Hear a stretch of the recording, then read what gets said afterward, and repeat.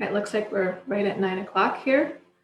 I think we have a few more people coming in, but I'll go ahead and start with an introduction.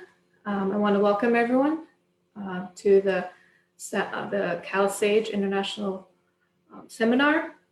This seminar will be recorded and will be shared on the CALS International Programs website and Facebook page if you want to refer back to it, if you want to share with any of your colleagues.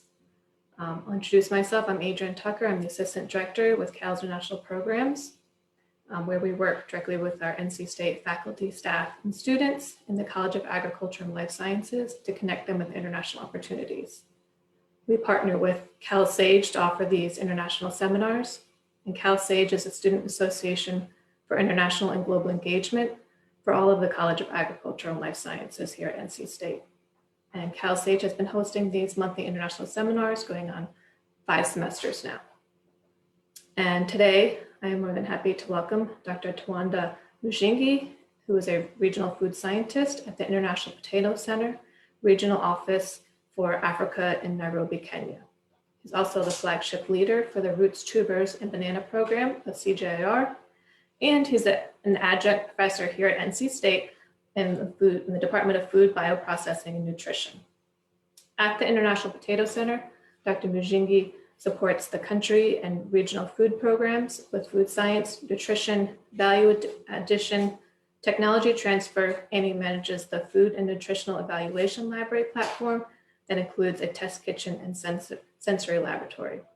Before joining the International Potato Center, Dr. Muzhingi worked for 10 years at the Jean Mayer USDA ARS Human Nutrition Research Center on Aging at Tufts University in Boston, Massachusetts. Dr. Muzhingi has a PhD in biochemical and molecular nutrition and an MS in food policy and applied nutrition, both from Tufts University, as well as a Bachelor of Science degree in nutrition from the University of Zimbabwe. Dr. Muzhingi's research interests are in food-based strategies to address micronutrient malnutrition and technology transfer for economic empowerment in developing countries.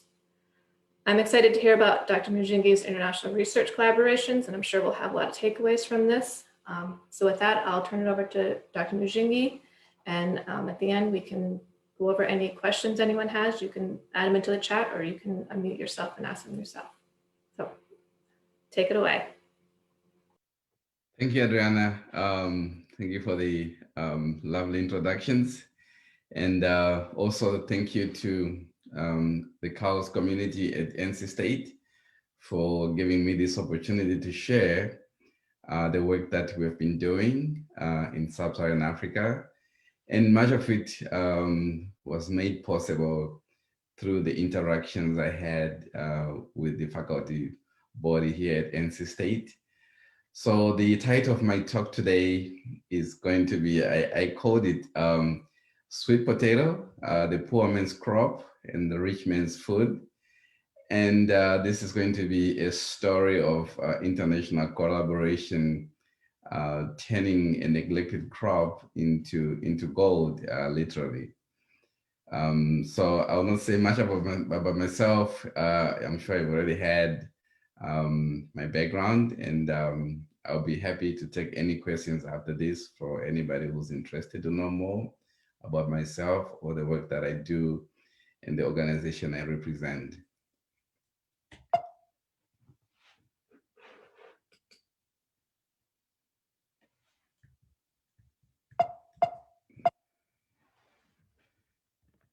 Okay. So I can say it all started here. The organization that I represent is called the International Potato Center. It's one of the 15 centers of a collaborative centers called the CGIAR. The International Potato Center is headquartered in Lima, Peru. It's a research for development organization with a focus on potato, sweet potato, Andean roots and tubers. And the idea is to provide innovative science-based solutions to enhance access to affordable, nutritious food, to help developing countries with sustainable development while also addressing challenging issues such as climate change. So I learned that the idea to form the International Potato Center was birthed here at NC State early in the 70s. So this institution was critical to the birth of this organization that is doing a lot of good globally. And the bond between NC State and SIP is still very strong, as you will see later on in the presentation. So the International Potato Center, as I mentioned, is headquartered in Lima, Peru. Why in Lima, Peru? Because this is the center of diversity and the source of origin for both potato and sweet potato. Many people may not know that the potato is from Peru. They may think it's a European vegetable, but it's actually from Latin America, like most of the foods that we really enjoy. The same thing with sweet potato. Many people in Africa actually think it's their crop, but when they hear that it's from the Latin America region, they are quite surprised. So these hugely important crops, in addition to cassava as well, came from the Latin America region. So that's where our gene bank is. That's the source of genetic diversity. And we have our operations there headquartered. And we have also a presence in sub-Saharan Africa. And I work from the regional office based in Nairobi, Kenya. And we have projects throughout Africa in about 14 different countries. And we have a huge presence in China, in Central Europe, Central Asia, and Southeast Asia and South Asia. So sweet potato is one of those crops that is neglected, but are so important to addressing food security issues in Africa and other low-income countries. Sweet potato is one of the most important crops that is grown by smallholder farmers. In Africa, is the seventh most important globally, but in other African countries is the third or fourth important crop, and is grown by close to 50 million smallholder farmers in sub-Saharan Africa. And excitingly, we have the orange fleshed sweet potato, which in this presentation I'll call OFSP. It's the sweet potato that is orange inside, which is what is common here in the US. In many parts of the world, sweet potatoes tend to be white inside, or cream fleshed, or yellow fleshed. So I'll talk more about the orange fleshed sweet potato because of the nutrition that it brings on the table. The orangeness is because the orange sweet potato has a pigment called beta carotene, which when our bodies consume, they convert it into vitamin A. And vitamin A deficiency is a huge public health problem in many countries in Africa and in Asia and South Asia. And good sources of vitamin A tend to be expensive for many people. These are the meat and dairy products. But sweet potato provides a cheaper alternative to vitamin A, and is affordable and is sustainable because farmers can grow these crops in their backyard and feed their children. So we have done this work on orange fleshed sweet potato for many years, and the challenge has been the adoption has not been that great. One of the reasons for poor adoption is the organoleptic properties are different. The sweet potatoes that you see here tend to be watery.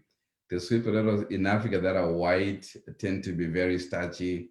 So people want the orange sweet potato to be very starchy and dry. So the adoption by adults tend to be low. And the markets therefore tend to be weak for the orange fleshed sweet potato. People want to grow a crop that they can also sell and derive income.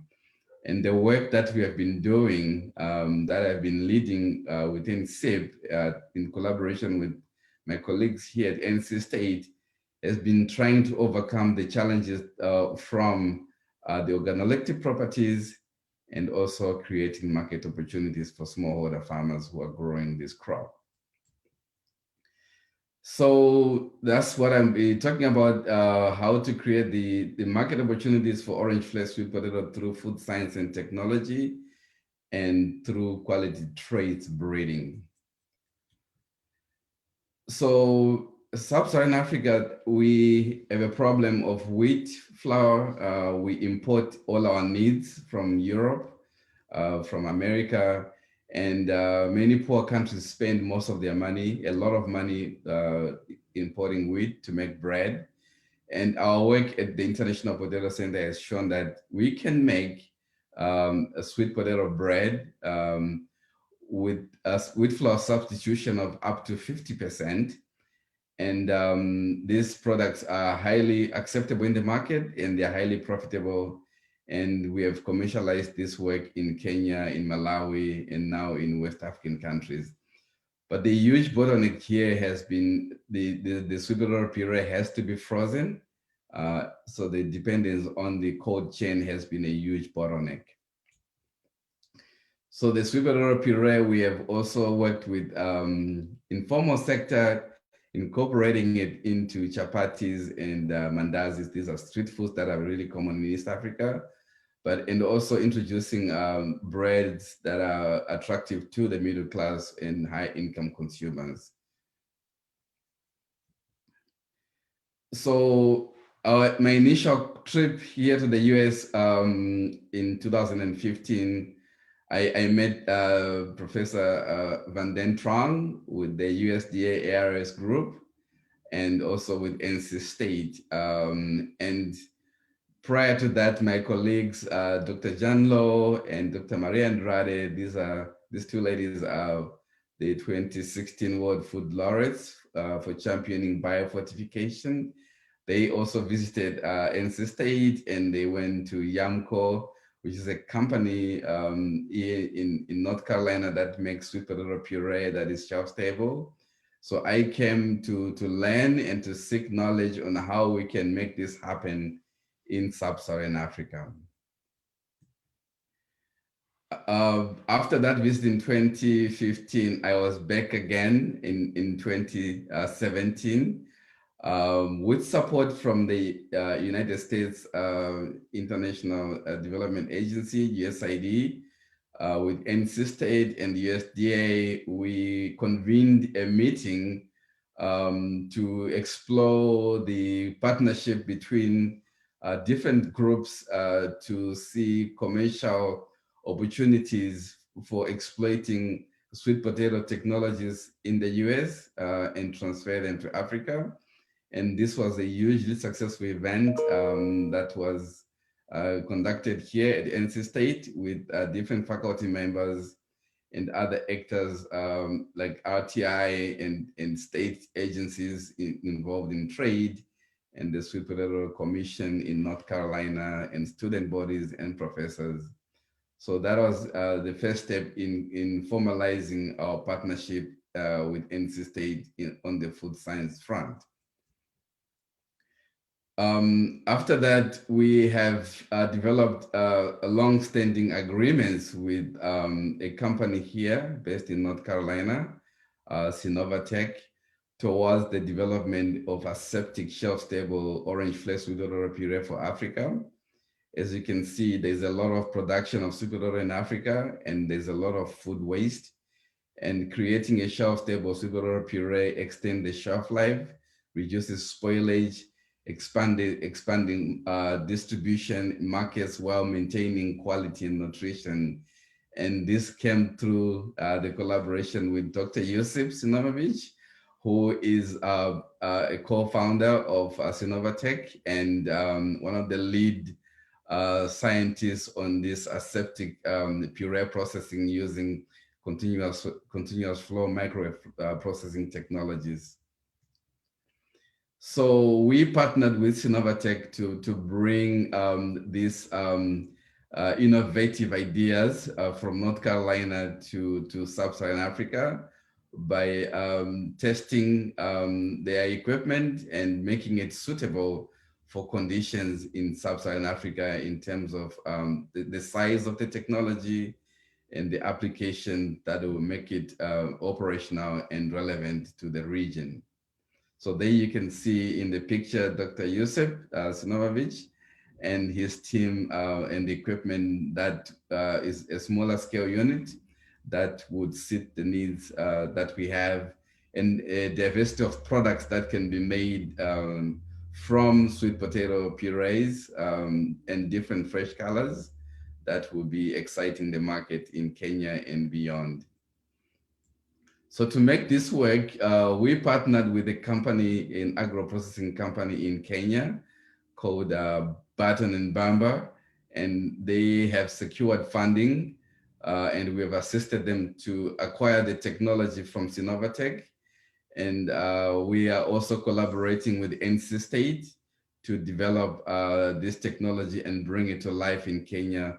So as we speak, this equipment, this technology is in Kenya, and the installation is happening right now, and we should be having a production started at the beginning of the year. So in the picture, you can see Michael Druga from Sinovatec, who's the CEO, and Dr. Yusuf also, when they visited in 2019, the Yata facility where BNB have their processing facility. So through this partnership with Dr. Yusuf and Sinovatec, we have also provided opportunities for NC State students to be engaged. Trisha Bhatia, who graduated this year with a PhD in food science, worked with Dr. Yusuf and Dr. Van Den Trong, looking at the dielectric properties of different African sweet potato varieties to make sure that they understand the parameters that need to be adjusted to make purees from the African sweet potatoes. So far, we know it works very well with the sweet potatoes from the US, but all sweet potatoes are not created equal. The African varieties tend to be drier and starchy, so we need to make adjustments. And Trisha's work paved the way for that. And we have an undergrad, Alex, who has been working with Yusuf on developing formulations for processing protocols for using these purees as ingredients. So this has been an exciting partnership and collaboration with Yusuf and his team.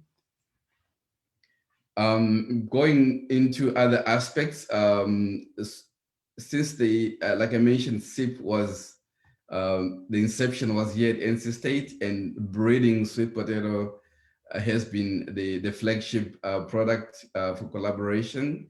And we have worked with NC State scientists to collaborate on a number of projects. We've got 2 projects at the moment. One led by CIRAD. CIRAD is a French international research, agricultural research center in Montpellier to determine the end user preferences for root and tuber crops, including sweet potato, with the objective of linking consumer preferences into the breeding criteria. And we have Sweet Gains project that is funded by the Gates Foundation, led by SIP and NC State leading, trying to improve and modernize sweet potato breeding globally.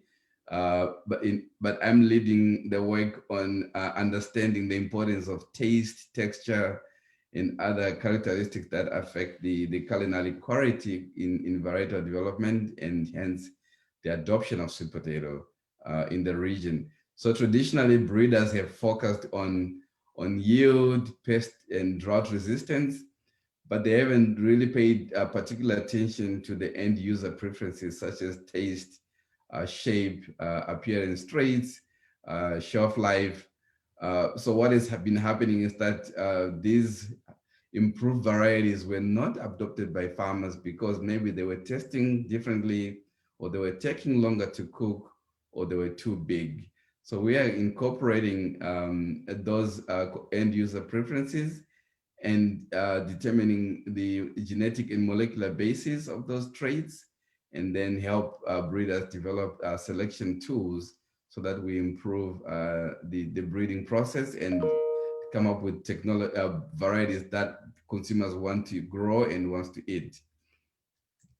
So this has been a collaboration with Dr. Suzanne Johansmeer, who is an assistant professor in the food science department, but is full-time with the USDA ARS group here at NC State in the sweet potato program.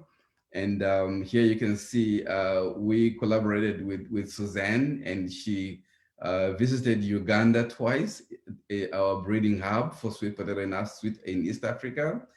And she assisted us in developing sensory lexicons for potato and sweet potato, cassava, and cooking banana. And this was really cool because this was for the first time that we have incorporated sensory traits into our breeding program, and she helped us develop those protocols. So now we are fully exploring these innovations in sensory analysis into our breeding program, and we are helping our breeders develop varieties that consumers want to use. And we have collaborated on a number of publications. Some have already been published on this front with Suzanne and other teams in Ghana as well. On the breeding side, we also work closely with Professor Craig Yenshaw in the horticultural department. He's been a long-standing collaborator and champion of sweet potato breeding in here in the US and globally. And I work with him to see how best we can develop sweet potato varieties for industrial and consumer needs. But he's part of the project on sweet gains using genomic tools for selection, and quality traits are also under consideration. And he helps also facilitate our collaboration with the food science department and USDA ARS researchers in food science here at NC State. And also now there is opportunities to explore more collaborations with the Plant Breeding Institute here at NC State with Carlos Iglesias, who is heading that work. So that's exciting, and we look forward to be contributing more on that front to explore how sweet potato can be incorporated into this Plant Breeding Institute or initiative. On the training side with students, I've worked with Professor John Allen in the nutrition department here at NC State, and Professor Van Den Trong. We together guided Sarah Chilongo from Malawi, who was a PhD student here at NC State, and she spent almost 2 years in our lab in Nairobi, Kenya, where she was looking at the carotenoid retention in orange flesh sweet potato products. And she had support from USAID, and she has graduated and she's back in the country, and she's continuing to lead the work on nutrition and orange flesh sweet potato processing with private sector in the country. And that has been a fruitful collaboration, and we are exploring more opportunities to continue this collaboration to enable students and scientists from Africa to come here and get training in nutrition, especially around root and tuber crops. There are also opportunities to explore partnerships beyond the colleagues based in Raleigh, with the Plans for Health Nutrition Institute in Canapolis. I worked with Dr. Mario Ferruzzi when he was at Purdue.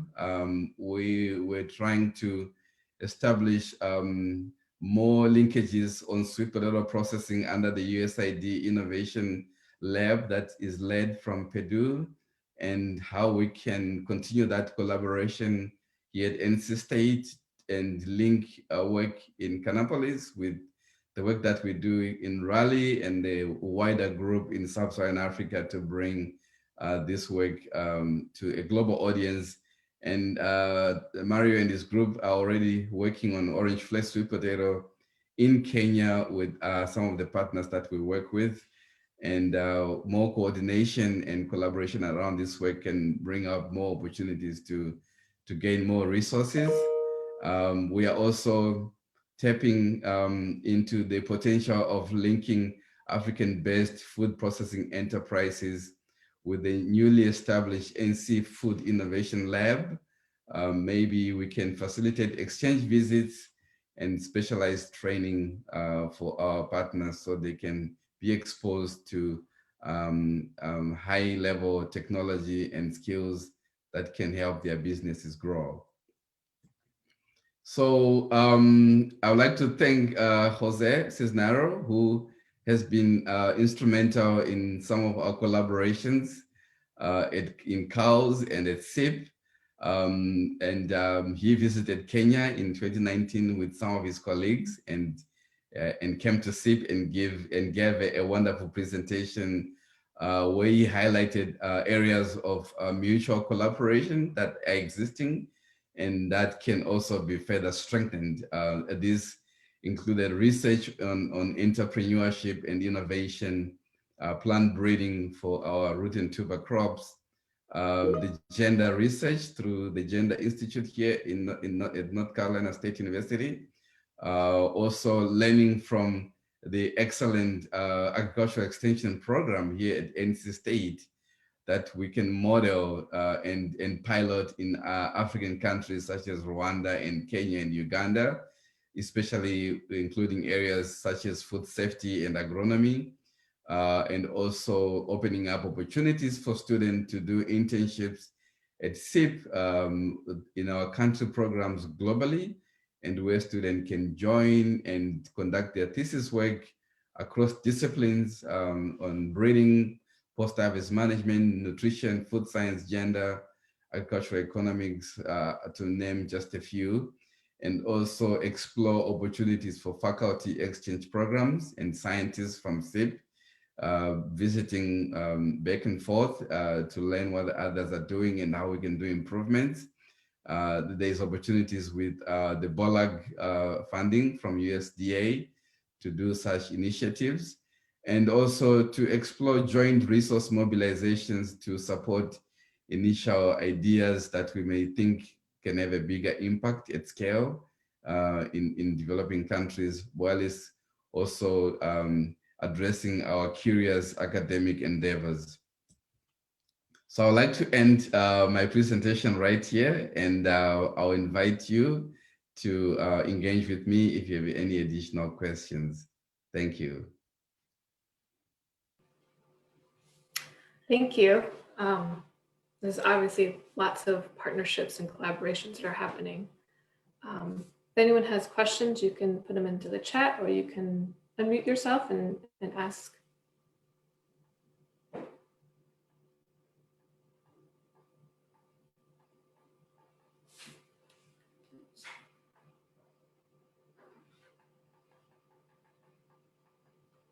So I know oh, we have one here from Beverly Cash. What is your biggest challenge working with an international team?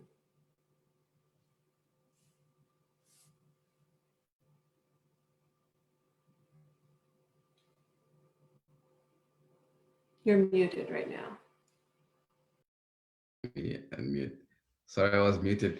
So I think working in an international team is one of those rare and exciting opportunities one can ever have.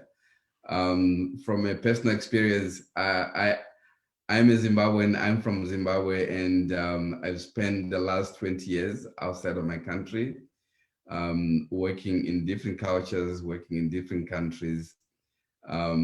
So at the beginning, the biggest challenges has been having to appreciate the differences that people bring, the diversity in their cultures, and not having to have preconceived ideas, but being open to learning what people have and what they bring. Everybody brings value.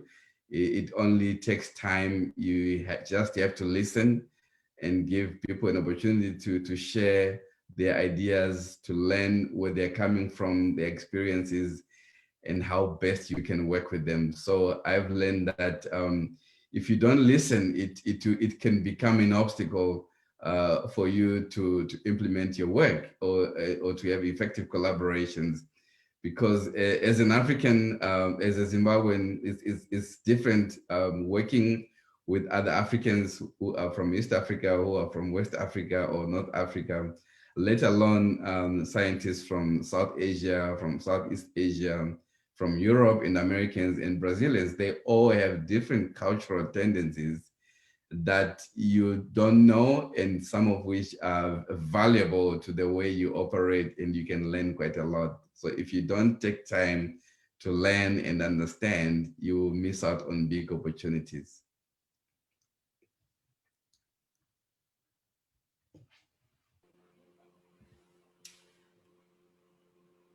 So thank you. Yeah, I think anyone who works in international will definitely agree with you that you learn so much just by communicating with people from different backgrounds.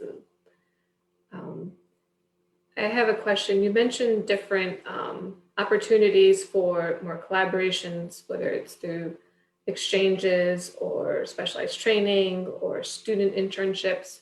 What do you think would be the primary one that you think would have the, looking forward would be the one that you would put? I mean, obviously they're all important, but what do you find there's one that maybe would have the biggest impact right now? I wouldn't say one particular one is of primary importance, because obviously I'm biased towards sweet potato, because it's a crop that I love, and I think it's a crop that offers a lot of opportunities to have impact in many countries. It's a low-hanging fruit that we can keep on exploiting to our benefit and to the benefit of many people who need help. So I would say at the moment, it's easy to work around sweet potato work, because we have projects going on at the moment that are active. I mentioned 3 projects. We have a project with Suzanne Johansmeer on texture and sensory evaluation of sweet potato and incorporating that into our breeding program. We have collaboration with Dr. Yusuf and Sinovatec on developing aseptic shelf-stable sweet potato purees, and also reducing food waste along the value chain, the sweet potato value chain, and unlocking the economic potential of the crop in terms of enterprise development, helping entrepreneurs, creating jobs for youth and women in sub-Saharan Africa. And we also have the work on breeding with Craig Yenshaw in the horticultural department and his team, whereby we are developing sweet potato varieties that are resilient to climate change, that can grow in harsh conditions where there's little moisture, where the virus pressure is very high, the diseases for the plants are very high. But also in these areas, that's where most people who are vulnerable to malnutrition live, and they are dependent on this crop for nutrition and livelihoods. So there are opportunities there to collaborate more around the breeding and the agronomy, because we have funding in those particular projects. But that being said, there are other opportunities that also gaining a lot of attention, that we can collaborate together and maybe be successful. We have tried this year to do some proposals with teams here. This is work around food safety. So you know that the definition of food security incorporates safety. If the food is not safe, then it's not food. You cannot have food security without food safety. And NC State has a strong history in food safety and has strong expertise in food safety and around the extension program. So in many countries in Sub-Saharan Africa, we are helping communities grow nutritious food and add value to these nutritious foods. But if the environment where they live is contaminated, and if the food become contaminated, they cannot realize the nutritional potential of the food crops they're eating, nor can they realize the economic benefits of the commodities they make from the contaminated commodities in the fields or along the value chain and the distribution network. So we would want to do more work on strengthening the food safety capacity of low-income countries, for instance, in Kenya, in Uganda, and Malawi, where we can train farmers and learn from the NC's extension program on good agronomic practices, and also working with smaller SMEs and help them upgrade their system using HACCP or other concepts that help them provide a sterile environment for producing foods that are of acceptable quality and yet remain nutritious. And also the training people from this region, collaborating with researchers here and administrators to bring these scientists from Africa, from Asia to come here and be trained in food safety so that when they can go home, they can become champions and leaders in their field and develop policies that enhances food safety along different value chains and commodities and bring about economic development that is really needed and also having impact on nutrition. So I think these are two big areas that right now available that we can pursue, tapping on those existing projects that are funded and the current trends in funding within the US government and other donors on food safety. And also enhance the mission of the university, that is to train a new generation of leaders. And we can do that through the food science department and other departments that promote food safety along the value chains. Thank you. I like the line you said, you want to train new generation of leaders. I like that. Dr. Joseph, he left a message saying he wanted to send a thank you note to the NC State International Academy Program, which organized and funded their 2019 visit to Makerere University in Kampala, Uganda, and the ILRI and SIP in Nairobi, Kenya, which eventually resulted in the current Sweet Under Burton and Bamber processing OFSP puree plant project in Kenya and several other initiatives. And he also had a question indicating that you moved recently to the Triangle area, and how are you and your family finding the life here as opposed to other places you have lived in the US and abroad? Yes. So currently, I'm talking to you from here in North Carolina, in the Triangle area. I moved here prior to joining SIP. I was in Boston, Massachusetts, at Tufts, also working with the USDA group, focusing more on human nutrition and carotenoids. And here I found that the USDA group also works on sweet potato and carotenoids. So two of my favorite topics were right here. And the beauty of being here is that the weather is amazing. Right now in Boston, I'll be freezing and I will be layered with different clothing just to be warm. But here, the weather is still cold, but not as brutal as the northeast part. And the weather here mirrors the weather that I grew up in Zimbabwe, which tends to be not very cold, but significantly colder than many countries in Africa. So it reminds me of home, and I feel at home. And also I can access sweet potatoes whenever I can. And I can visit farmers here in the state. I can visit the scientists at the university. I can link up with companies that are doing innovations around sweet potato. So it's an exciting place to be when you're working in sweet potato. I think it's the official crop of the state. So you can see the excitement of being here. But at the same time, I always think about the continent of Africa and how we can learn from how things are done here and adapt and customize some of the things that are happening here back to Africa and change people's lives.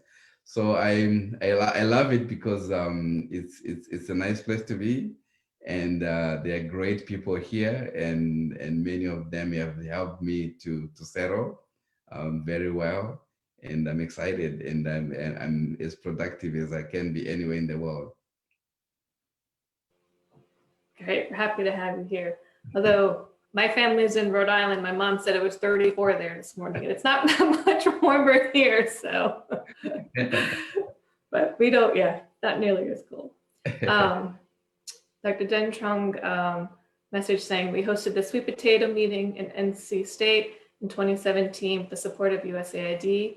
Are there any further developments for possible funding from USAID? Yes, I can say that the meeting in 2017 was very instrumental in bringing attention to the work that we do on commercializing sweet potato in Africa. Sweet potato in Africa is basically considered a poor man's crop. So that's why I had the title for my talk as sweet potato, a poor man's crop and a rich man's food. Why did I say that? It's because the consumption of sweet potato has been growing astronomically here in the US. I think in the last 10 years, the growth has been 200% upwards. In Europe, in the last 5 years, the growth has been more than 150% upwards. So we are seeing sweet potato becoming a cool ingredient and exciting product for chefs and these culinary innovators. And there's a lot of excitement in the processing sector about sweet potato. So your sweet potato French fries, for instance, here are a big hit. People love them. And in Europe, they love them. I mean, if you go anywhere else, you see these numerous products where sweet potato is incorporated. And these products are appealing more to the richer audience, to the middle class. When you go to Kenya, people grow up eating sweet potato. When they have no food, that's what they eat. So when they become richer and they move to the cities, they want to abandon it because it reminds them of poverty. But we want to change the narrative with the work that we're doing. So when we came here in 2017 with USAID, the idea was to explore the commercial opportunities that exist here in North Carolina and see if there is potential for investments in the sector in sub-Saharan Africa. So after the meeting, the USAID team, specifically their private sector engagement team, they provided funding for us to commission a study. So we, together with USAID, engaged a consulting firm called Dowberg Associates. They are a big consulting firm like McKinsey and Bain or Boston Consulting Group. And they did a comprehensive study in Kenya, in Malawi, and in South Africa to see whether the sweet potato that we are talking about, that we're making so much noise about, has really potential for commercial, large-scale commercial investments by venture capitalists, pension funds, or other people that just want to make money, or impact investors.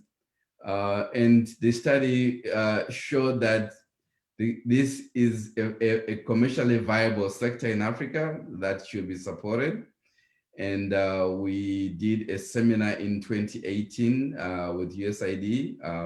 It's available online on their USAID AgriLinks portal. If you want, you can search the sweet potato commercialization report, you'll find it there.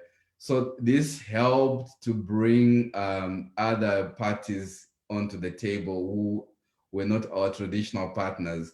So currently we have a partnership with McCain Foods, a large frozen food processor in North America. They're based in Canada, but I think you've eaten frozen French fries. You've eaten some of their products. They have a big market share. And once they saw this report, they wanted to see how they can expand their products beyond French fries into other potato and sweet potato based commercial products. And we have an active collaboration with them right now in South Africa that's exciting at the moment. And this also brought interest from other players such as the African Development Bank. They have commissioned a new program called Technologies for African Agriculture.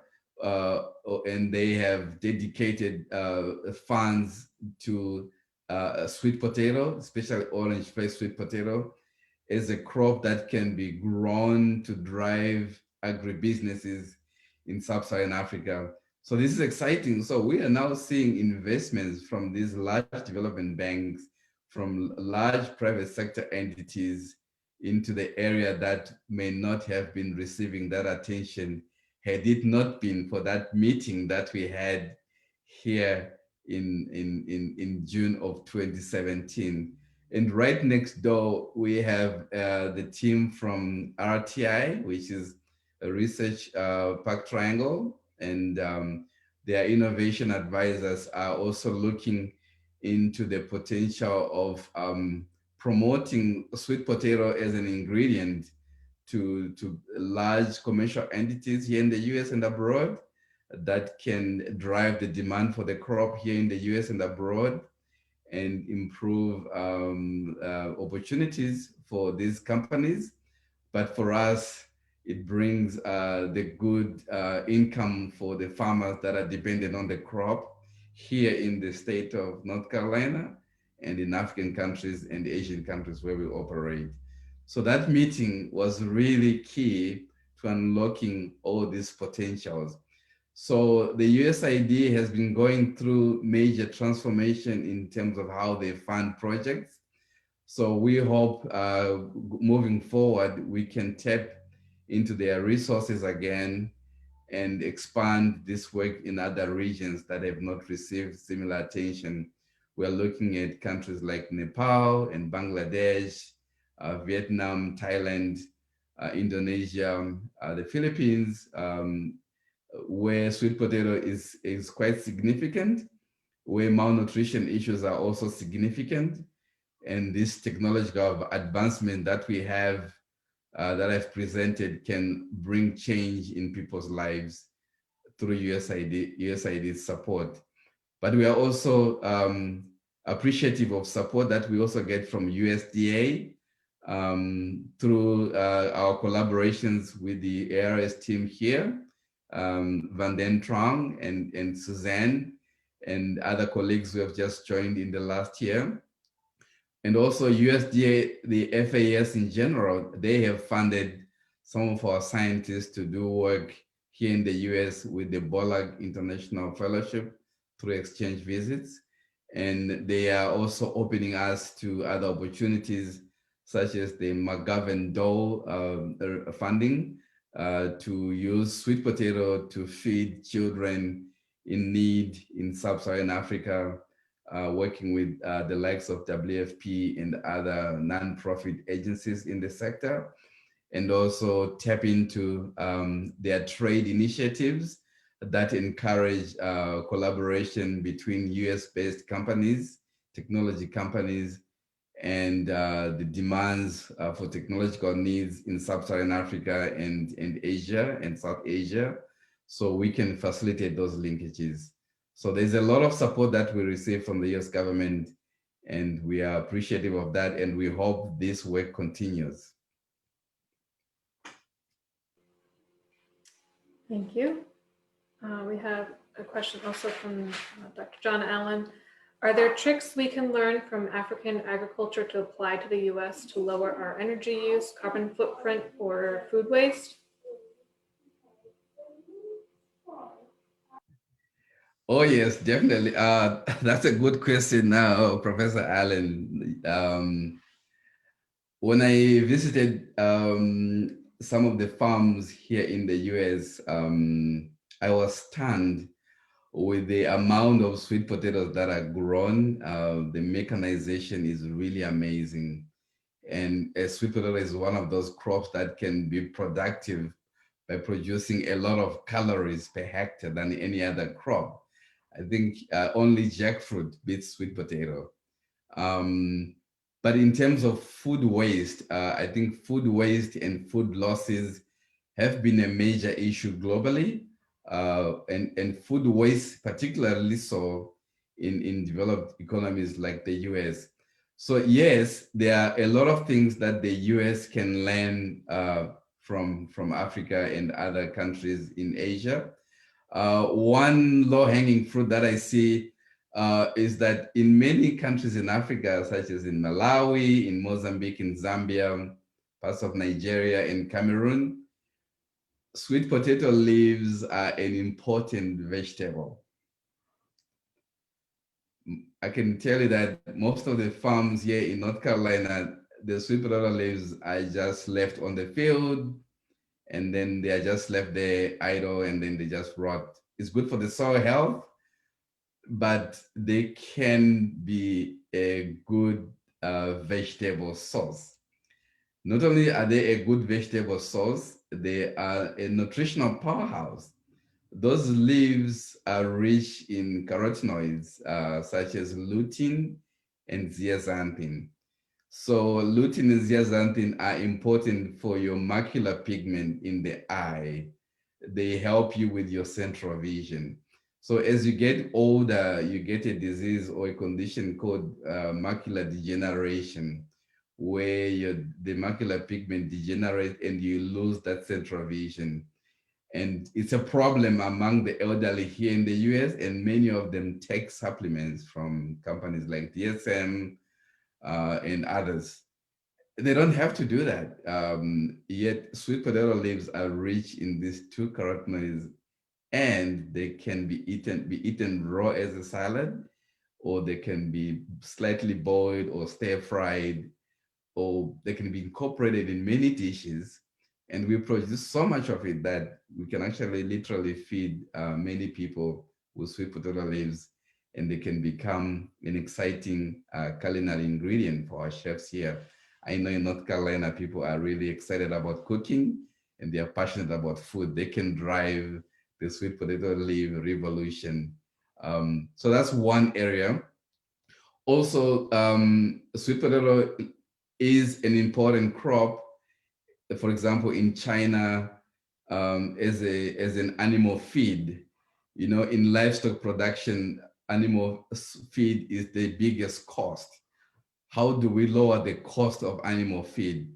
So sweet potato is easy to grow, it's cheaper to grow, and if we can reduce the amount of animal feed in the US, I think we can make food cheaper, especially animal source food cheaper for many of our colleagues who a lot in the low income brackets who may not access highly nutritious animal-based foods because of the cost. So we can drive down the cost of feed by incorporating sweet potato silage as a feed in the animal sector. And in cows, I'm excited that cows here at NC State is big in poultry.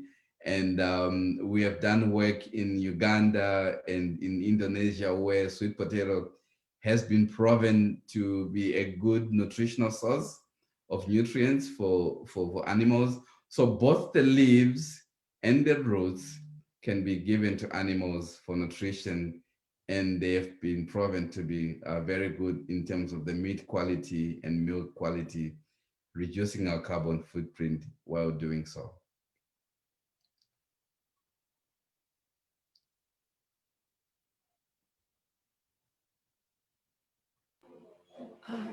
Thanks. That's really interesting about the sweet potato leaves. We have one from Emily Mueller. Hi, Dr. Muzhingi. Great to see you again and really enjoyed your presentation. It's good to see how much progress SIP is making in promoting FSP in Africa. A question for you. I can't imagine having to develop a product that is not only nutritious, but also palatable to the public. Most of our family members say that any food that is healthy must taste awful, unfortunately. Thinking of how different people's taste preferences are, do you and your team face challenges with maintaining the nutrition and palatability for such diverse cultures and people across Africa? Yes, that's an interesting question. I'll really love to dig into it right away. Yes, one of the important attributes when you want to develop a new food product, it has to be acceptable to people culturally, and they have to like it. So orange flesh sweet potato is not very common in Africa because of the reasons historical. When sweet potato was brought by the Portuguese brought the white varieties, and that's what proliferated. And here, what proliferated was the orange ones. Similarly, with maize or corn, the Portuguese had a preference for white, and the white corn is the predominant one in Africa as compared to the yellow corn that you have here. So those are different flesh or colors of crops that are available to consumers globally. And when we do our work on product development, especially with processed foods, um, uh, tapping into the skill set that the team here have, like Suzanne with their sensory work at NC State, we can learn on how to understand these consumer preferences and create product that people would want to eat, and we can measure and quantitate that. And also from a breeding perspective, we can understand the genetic basis of the traits or the attributes that people don't like about in a food. If they don't like the flavor or the taste, we can see whether is it the sugar, is it the amino acids, what is contributing to a particular off taste that people don't want, and that can be bred out through conventional breeding, and we can have a product that people love to eat. But sweet potato, people love sweet potato. So those issues are not a big concern to us because it's sweet. I think evolutionarily, human beings are just wired to love sweet stuff. So sweet potato is sweet, and we don't particularly face a lot of challenges people accepting it as a food product. With the orange one, like I mentioned before, is that when they cook it the same way they cook their traditional varieties that are starchy, it absorbs a lot of water because it already has water in it. So they don't like the mushiness. But the kids have no problem because they love to swallow it right away. So we are taking that into consideration through the breeding approach so we can match those textural attributes. And we said, hey, if you don't want to eat it watery and boiled, we can incorporate it into your bread that you love to eat, into your pizza dough that you want to eat, into these fried donuts that you want, into chips or French fries. So there are a number of ways people can eat sweet potato. They don't particularly need to boil it or steam it. If they don't like it that way, they can have it in their yogurt, in their ice cream. So we use the power of innovation to give consumers a diversity of options for them to enjoy the taste and the nutrition of this crop.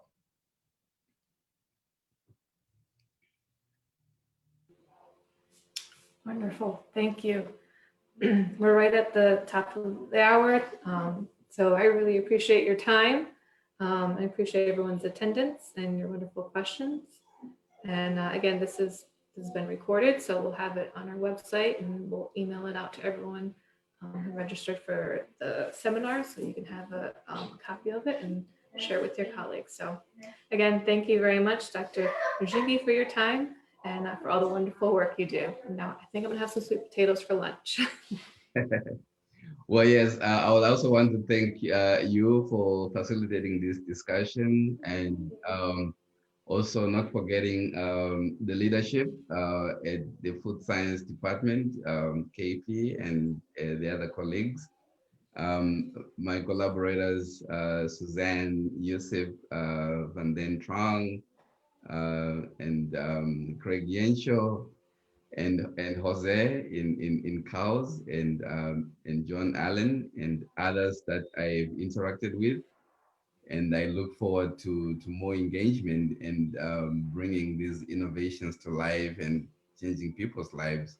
So thank you for this opportunity, and I look forward to more engagement. And feel free to contact me if you want to learn more about the work we do in the International Potato Center globally. And we Wonderful. can talk more than sweet potato. We also do potato, another important crop for another day. Wonderful. All right. Thank you.